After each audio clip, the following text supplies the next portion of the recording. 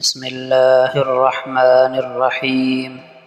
ہمارے معاشرے میں اکثر بیٹی کو بوجھ یا باعث شرم سمجھا جاتا ہے، لیکن اسلام نے بیٹی کو رحمت، عزت اور جنت کا ذریعہ قرار دیا۔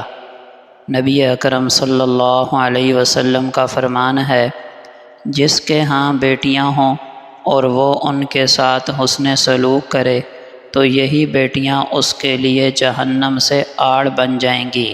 صحیح ہے بخاری۔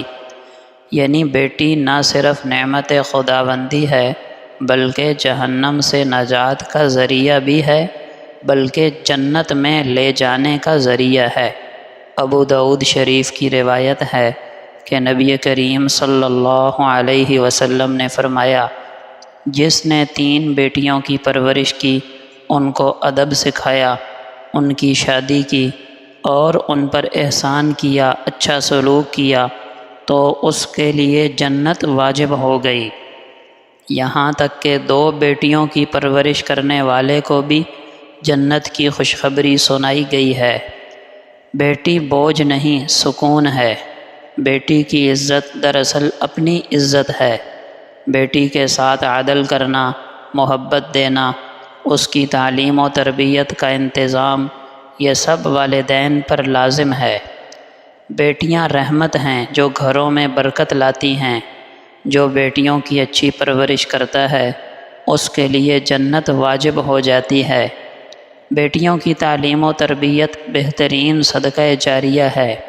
بیٹیوں کے ساتھ حسن سلوک کرنا خوش نصیب لوگوں کی علامت ہے۔ بیٹی وہ پھول ہے جو ہر گھر کو اپنی خوشبو سے مہکا دیتی ہے۔ جس گھر میں بیٹیاں ہوں وہاں رحمتیں نازل ہوتی ہیں۔ بیٹی خدا کا خوبصورت تحفہ ہے جسے سنبھالنا بڑی سعادت مندی کی بات ہے۔ بیٹی کو عزت دو، وہ تمہارے گھر کو جنت بنا دیتی ہے۔